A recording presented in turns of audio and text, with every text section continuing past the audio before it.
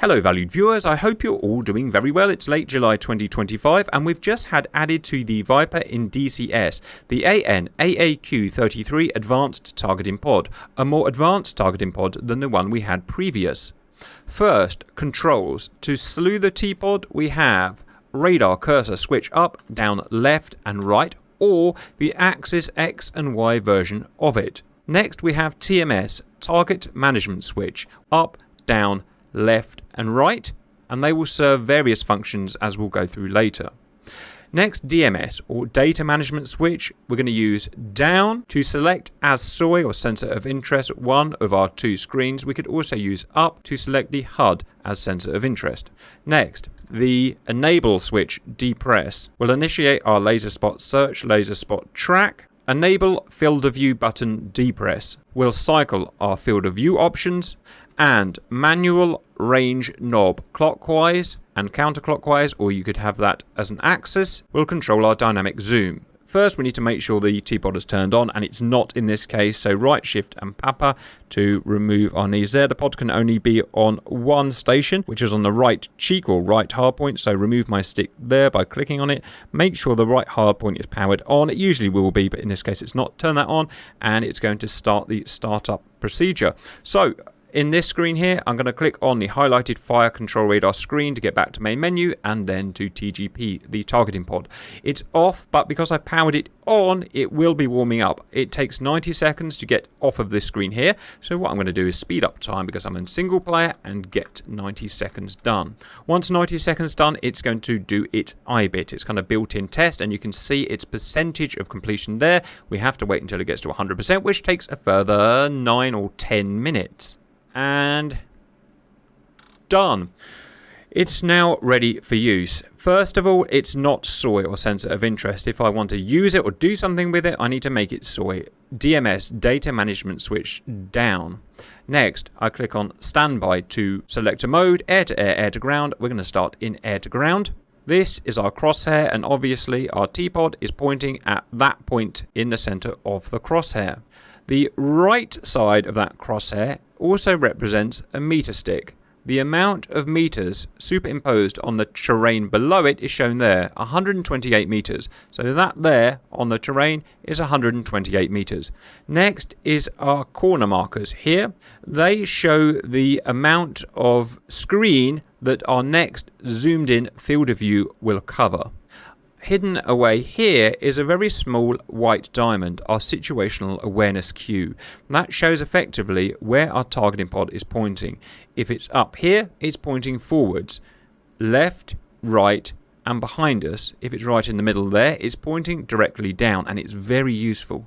Next is our dynamic zoom level. Our default is 1 times zoom. We cannot zoom out any further than 1, but we can zoom in further.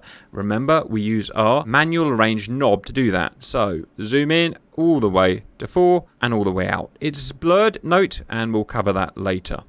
Back out to 1. Continue right, we have our radar altitude above ground level in feet here. And that's just to keep our situational awareness to make sure we don't run into the ground. In terms of orientation, we have our polar north here. That arrow points to north. In terms of timings, if we imagine that point on the ground where our cursor is pointing to, if we keep flying at current parameters, our aircraft will reach that point in 1 minute and 5 seconds. There is some additional functionality here regarding laser-guided bombs. So to do that, we've equipped a laser-guided bomb. I'm going to zoom out for a second. I'm going to go to air-to-ground mode. On my SMIS page, I've already got a GBU-12 laser-guided bomb selected, but the mode is CCIP. Note that the mode that our weapon is in will determine the way in which our T-pod will work. In a CCIP mode, the T-pod will actually always point at the point of impact of the CCIP, i.e. we won't be able to control the T-pod. If we want to control the T-pod, we have to go to CCRP. This is something that foxes me a lot, so it's really important to remember CCRP. Now that we have control of the T-pod, there are other things we can do, like choose its pointing position. Currently it's going to be defaulted to a steer point 1. I might want to change that to steer point 2, which is a slightly different place in the airfield that we're going to be attacking. On our left screen, it's now defaulted to air-to-ground radar because we went to air-to-ground mode. That's fine. We can go back to main menu and back to TGP. We can DMS down to make it sensor of interest. We can see that we're now pointing at steer point 2 rather than the previous steer point 1. And finally, we've got some extra timing here.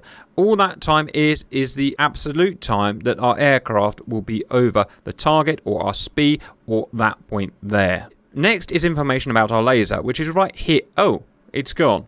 It's gone because I haven't actually armed my laser. So arm the laser. The laser takes a few seconds to initialize, so I'm going to speed up time, wait for that to appear. Okay, we can see that we have our laser in combat mode. It can be in combat or training. If we want to prosecute, we're going to have to be in combat mode. And if it's in combat mode, we have laser code there. Next is our slant range from us in miles to the point that the T-pod is pointing to, or in this case our SPI or steer point 2. It's there, 6.7 miles. The prefixes are L, E and T. L is laser range derived if I were to laser range manually. E and T are radar derived. E being low confidence and T being a high confidence, and we've got high confidence 6.7 miles. Also, we can control the brightness. You know this already, but it's really important when using T-pods that you mess around with the brightness and contrast. And we'll see why later. And we've got the contrast there. Next, let's look at modes. So look at the top left, air to ground mode currently. Click there. We can go to air or back to air to ground. Next, PTR. That is our infrared pointer. If we were to enable it, we can then manually fire an IR pointer towards our crosshair. To enable it, I can press either that there, or if I disable it, I can use on my HOTAS TMS right twice quickly. Click, click. Once it's enabled, I can then press the trigger second detent to actually fire the pointer. When it's flashing, it's firing. Note that you will only see the pointer using night vision goggles. It will look like this.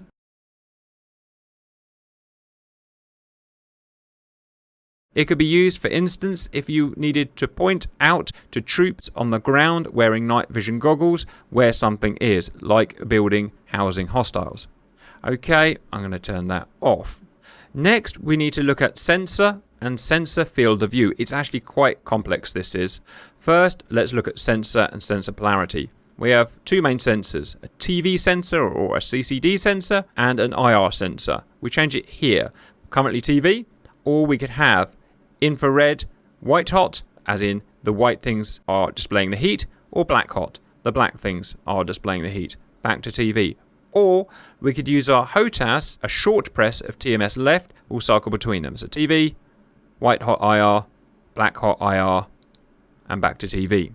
Coupled with the choice of sensor is field of view, and the field of views we can attain will differ if we're on TV or the IR sensor. With TV, we will have 4 different field of views. The first is basic TV.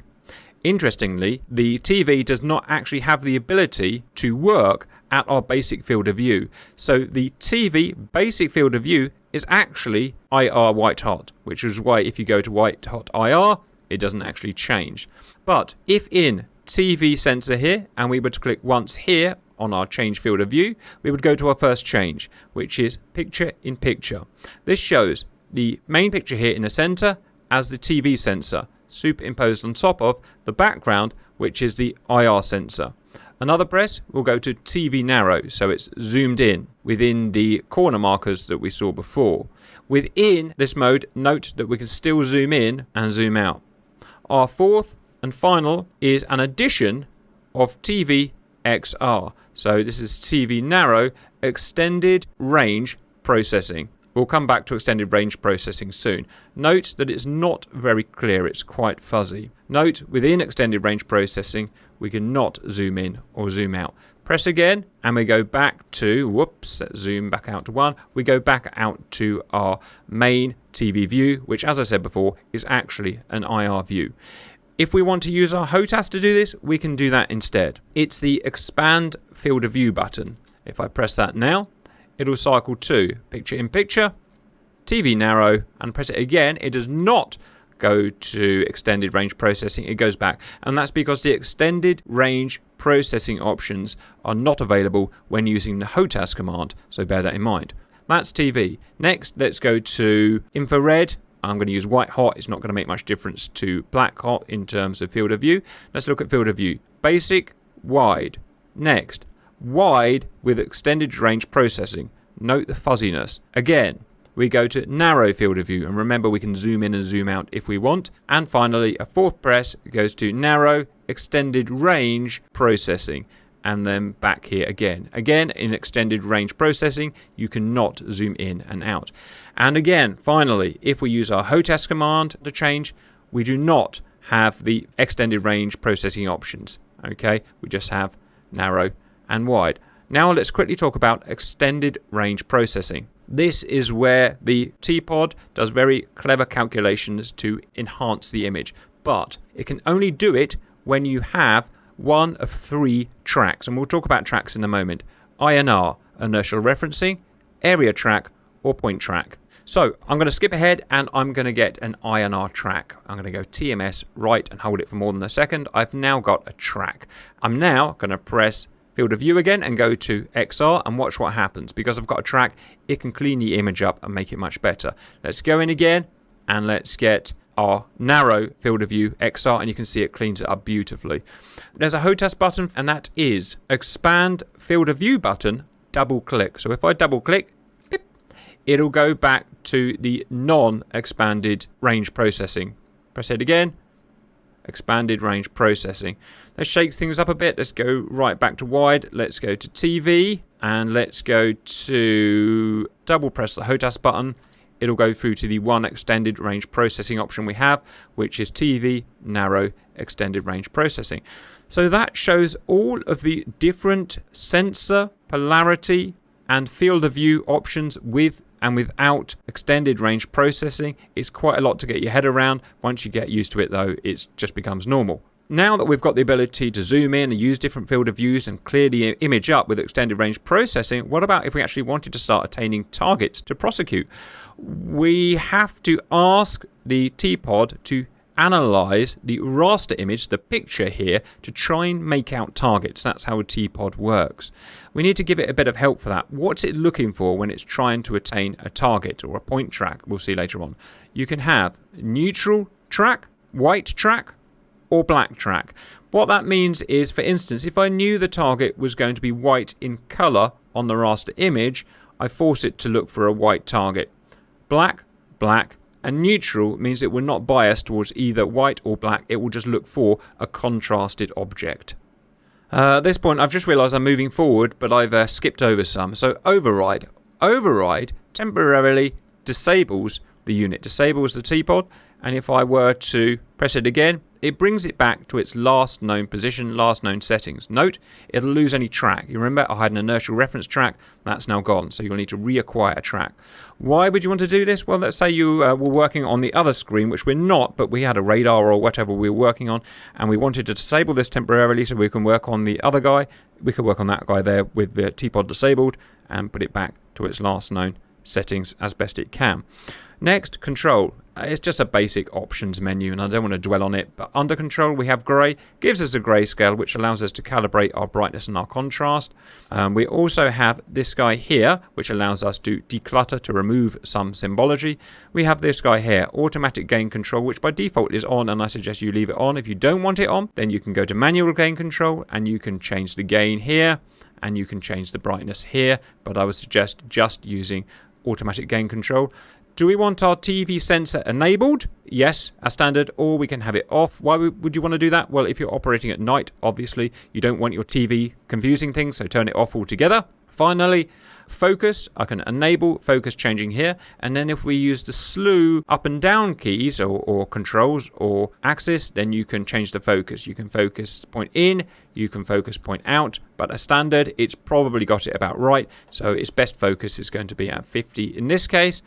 Finally, V instrument is for ground crew use only, weight on wheels. Auto bore is for ground crew use only, weight on wheels. And FLIR calibration, well, we don't know what it does, but as far as I'm aware, it doesn't actually do anything at the moment.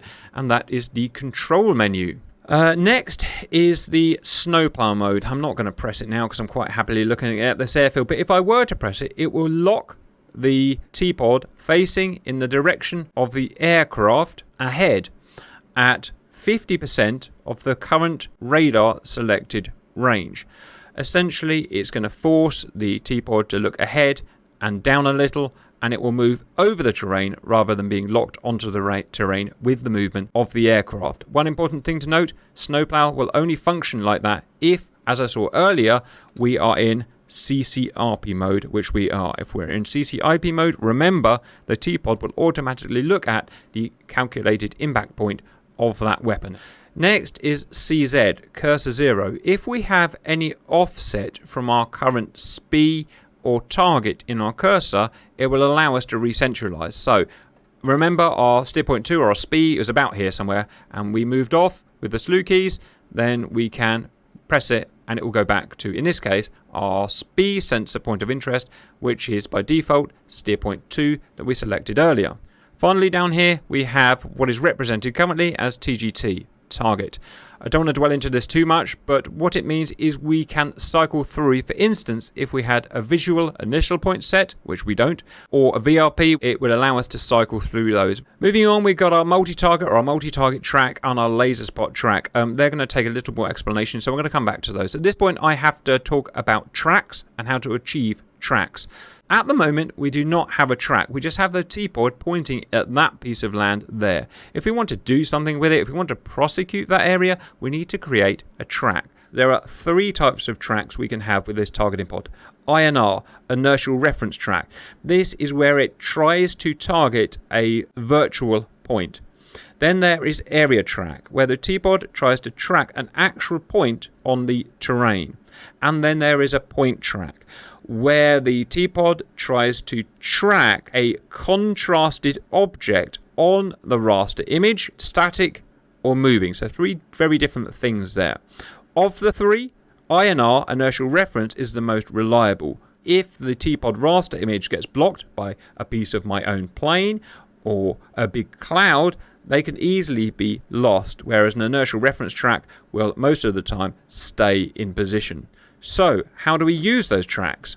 Let's start with point track. Point track, I find, is best if you're using the IR sensor. Because remember, it's just looking at the contrast of the pixels. It's no more smart than that.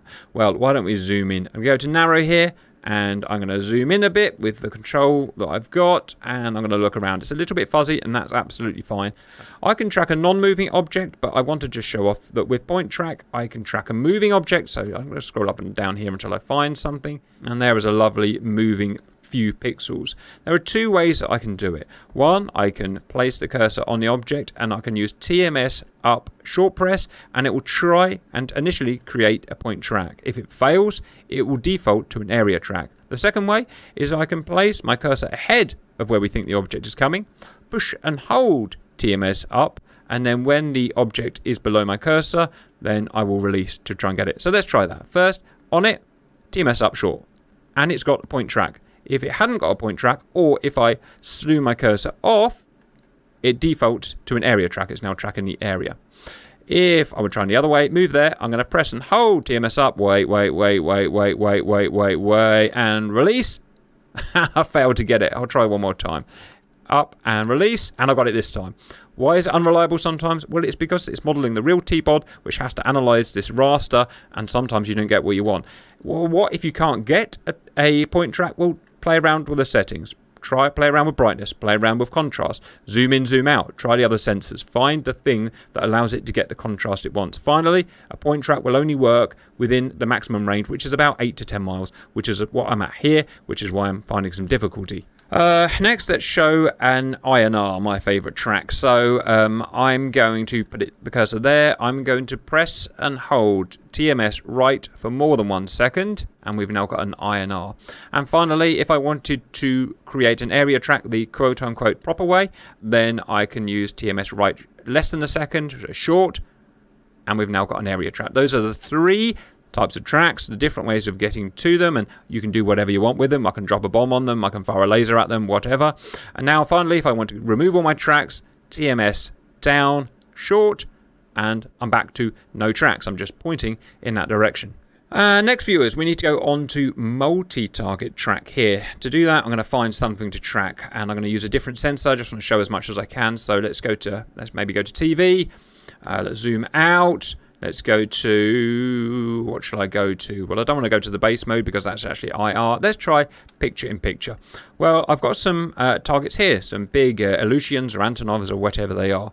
Multi-target track, if I press here, allows me to select up to and manage up to 10 targets, and it's super duper useful. If I move the cursor over my first target, it's a bit like getting a point track in that it's looking for a contrasted object. Okay, so move it over there, I press TMS up short, a short press, and we get a circle. That is our primary target now selected, and it understands what it is. Note, it's only deriving it via the contrast. It's not an actual track from the T-pod, so just bear that in mind. I can't prosecute it as a ground target. Move to another one if I want. TMS up. We've now got a additional target known as a selected target. So that's a selected target now in a square, and this is the primary target. The primary target is the target that we're going to do a thing to. Another guy here, TMS up. We've now got 2 selected targets, 1 primary target, and so on. Once we have multiple targets selected and we want to cycle through them, which is the primary target, I'm going to press TMS right short, and we can cycle through them like that. Well, we've decided that actually inside one of these planes is Mr. President, and we absolutely don't want to shoot a missile at him, so we're going to say that one there, and we're going to do DMS down to unselect him, and that might have Mr. President or Mrs. President in, like that. So that's how we can remove them. If we lose our way, which is very easy to do within the limit, note, of the T-pod, because if you go outside of the limits, you will lose these tracks, and we press TMS up and hold for long, it will snap to the primary target. I can see myself using that a lot. Finally, if I wanted to declutter to see what's under my symbology, hold DMS down, and we can temporarily remove it to see, yeah, that's the thing I want. Mr. President is not in that one there. Finally, as I said, we don't actually have a track at the moment. If you want to do something, we need a track.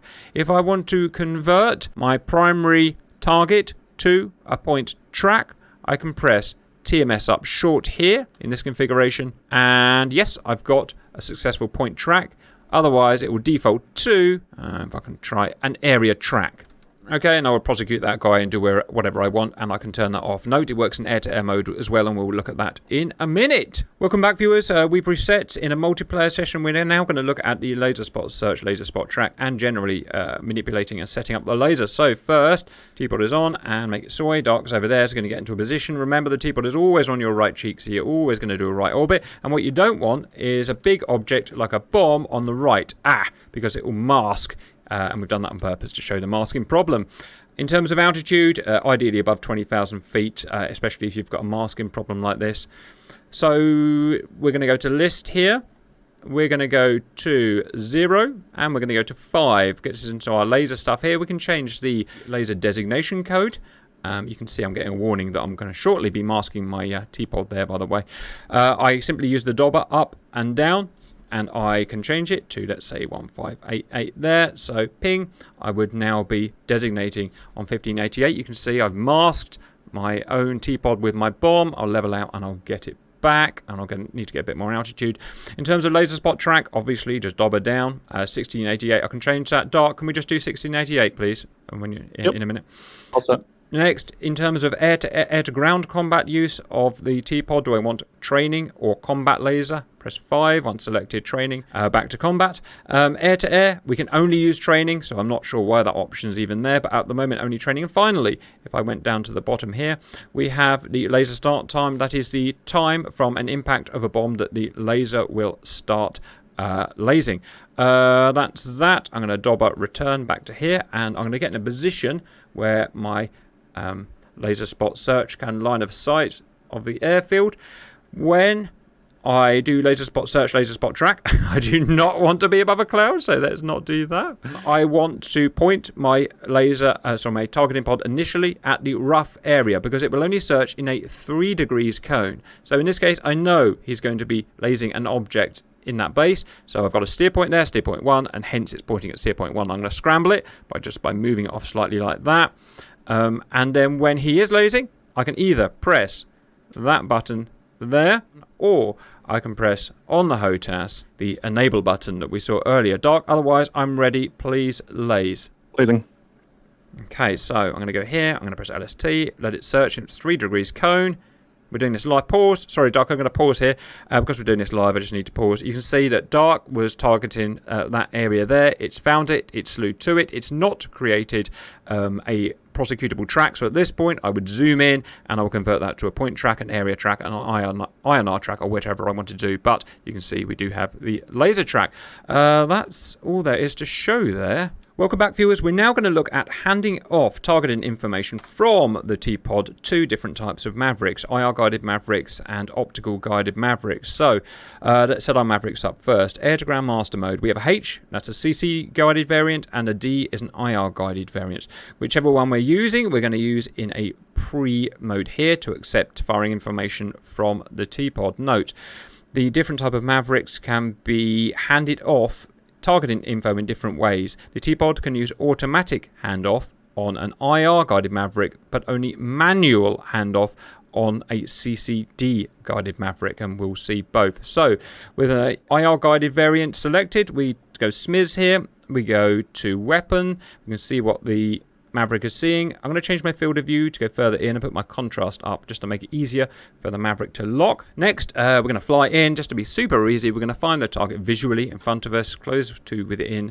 a few miles there.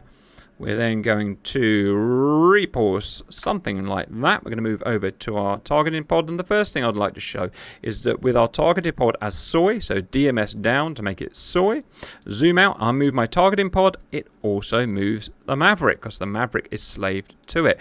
Next, we want to find a target. So let's go over here. A nice big juicy target. Let's go FLIR, white hot. Let's go zoom in. Let's go zoom in again. Let's go there like that. DMS up once. You can see it's no longer soy and it's got a point track, which is our cue. The target has been automatically handed off to the IR guided Maverick. We know because the crosshair is closed, it says bullseye, and it's vibrating like a crazy one. I now press weapon release, and of course the weapon will release and fire. Now let's reset and do a optical guided. In we go again. I'm going to go air to ground. I'm going to do the H variant this time. I'm going to set it to pre. I'm going to go into it. I'm going to go field of view, zoom in, and put the contrast up. It just gives us the best chance of a handoff. This is going to be a manual handoff because automatic handoff doesn't work for the optical guided. Lots to talk about in very little time. I'm going to just come to rest there. Let's go to the T-Pod. The same will happen. The targeting pod, once made soy, will mean that the Maverick is slaved to it. I'm going to go and find the target, this time with our TV sensor, but we're going to zoom in. And we're going to try and find something. There we go, there's one. Let's see if this works there. I'm going to TMS up short. Now that has handed it off, but it's not fully automatic. So what I now need to do, bearing in mind that soy is automatically transferred from left to right screen, is to press TMS up again once, and now it's locked. That's the difference between automatic manual handoff and the missile fires. Welcome back, viewers. Now finally the air-to-air functionality. So we're going to have the fire control radar in our left screen, which we have. Make it soy, which it is. On our right screen, we're going to have our TGP, and obviously we need to put it in air-to-air mode, otherwise it will not function. Now, with our left screen as soy, we're going to move the cursor and we're going to TMS up and lock a target there. What that means, obviously, is automatically the T-Pod is now slewed to that chap and will be tracking as long as the radar is tracking. If I lose the radar track, though, it will be lost. So, first of all, we can do normal field of view functions like we saw before, and we can zoom in and we can zoom out. As well as that, we can achieve a point track if we have enough contrast, which hopefully we have. Maybe FLIR would be better. Now I'm going to do a TMS up short once we have this screen as soy. So I'm going to press DMS down to make it soy. I'm going to press TMS up once to try and get a point track. And we've got a point track, which is great. The point track will be shown as a dotted box superimposed on the square solid box, the solid box being the fire control radar track. So what I'm going to do now is go soy back over to my radar with DMS down, and I'm going to press TMS down to unlock. So we no longer have a radar track, the solid box is gone, but we still do have the dotted box, which is coming from our point track here. Note, you can actually engage some weapons, air-to-air weapons. The AIM-9 in slave mode will be able to be engaged from the T-Pod point track. Also, Multi-target track works. Let's just reset to show that. So set ourselves up again. We've got that there. We've got that there. We've got that there. We've got that there. We've got that there. We've got that there. What we're going to do now is go to multi-target track on our left screen as soy. We're going to go lock a guy again and watch what happens in this case. What happens now is automatically we'll slew to the radar track, but also it will analyze the raster and try and pick up any targets it can and put them in the queue of multi-targets. So we've got a primary circle, we've got 3 selected squares. I can manipulate them just like I manipulate the ground target. So if I went made this soy by going DMS down and then TMS right, I can select which is primary, and I can snap the screen to the primary. But most interesting of all, this right one here that I have as primary, I want to make him a point track. So let us zoom in. Let's try and TMS up with this as soy. We've got him as a point track. This may not work. We'll send soy back to this guy here. We're going to unlock, and it will retain its lock. We're going to try locking a different one now. Let's see if this works. Yes, it has. So what we've got is a strange situation now where the radar is tracking that one there with the solid box, and the T-pod is tracking that one there. So I'm radar locking that guy there, but I can keep an eye on that guy there. Of course, that might have some useful function. And that's it. That's the functions we have at the moment in the AAQ-33. I hope that was useful, and bye-bye!